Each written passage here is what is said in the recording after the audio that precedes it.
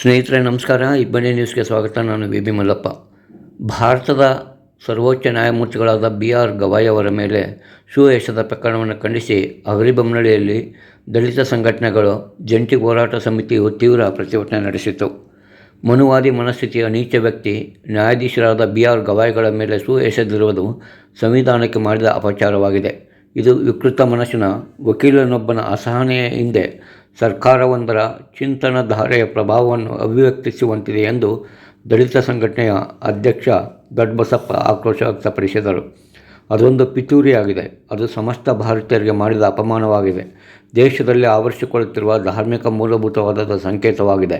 ಬಾಬಾ ಸಾಹೇಬ್ ಅಂಬೇಡ್ಕರ್ ಅವರ ಸಿದ್ಧಾಂತದ ಮೇಲೆ ನಡೆದ ಹಲ್ಲೆಯಾಗಿದೆ ಎಂದು ಪ್ರತಿಭಟನಾಕಾರರು ತೀವ್ರ ಆಕ್ರೋಶ ವ್ಯಕ್ತಪಡಿಸಿದರು. ಆರೋಪಿಯನ್ನು ಈ ಕೂಡಲೇ ಕಠಿಣ ಶಿಕ್ಷೆಗೆ ಒಳಪಡಿಸಲು ಅವರು ಒತ್ತಾಯಿಸಿದರು. ನಂತರ ತಹಸೀಲ್ದಾರ್ಗೆ ಮನವಿ ಸಲ್ಲಿಸಿದರು. ಗದ್ದಿಕೇರಿ ದೊಡ್ಡಬಸಪ್ಪ ಸೇರಿದಂತೆ ಮಾದೂರು ಮಹೇಶ್ವರ, ಮಹೇಶ್ ಬಾಚೆಗೊಂಡನಹಳ್ಳಿ, ಪ್ರಕಾಶ್ ಬೆಣಕಲ್, ಪೂಜಾರಿ ಲೋಕಪ್ಪ, ವರದಳ್ಳಿ ಶಿವಕುಮಾರ್, ಅರ್ಜುನ್ ವಂಟಿ, ಮೇಘರಾಜ್ ಮತ್ತಿತರರು ಪ್ರತಿಭಟನೆಯಲ್ಲಿ ಪಾಲ್ಗೊಂಡಿದ್ದರು.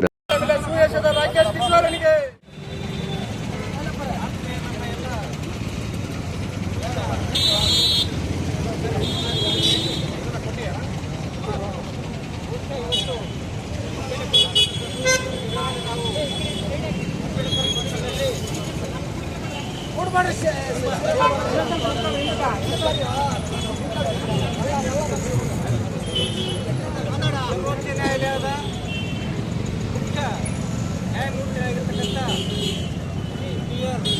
ಗವಾಯ್ ಅವರ ಚಪ್ಪಲಿಯ ಸಂಬಂಧಪಟ್ಟಂತೆ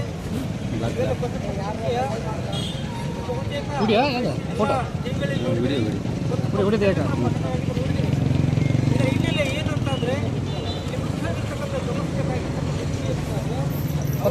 ಕೇವಲ ಒಬ್ಬ ದಲಿತ ಅನ್ನೋ ಒಂದು ಕಾರಣಕ್ಕಾಗಿಯೇ ಆ ಒಂದು ಸನಾತನ ವಕೀಲ ಅತ್ಯಂತ ನೀಚವಾಗಿರ್ತಕ್ಕಂಥ ಯೋಚನೆ ಮಾಡೋದಕ್ಕೆ ಅವನು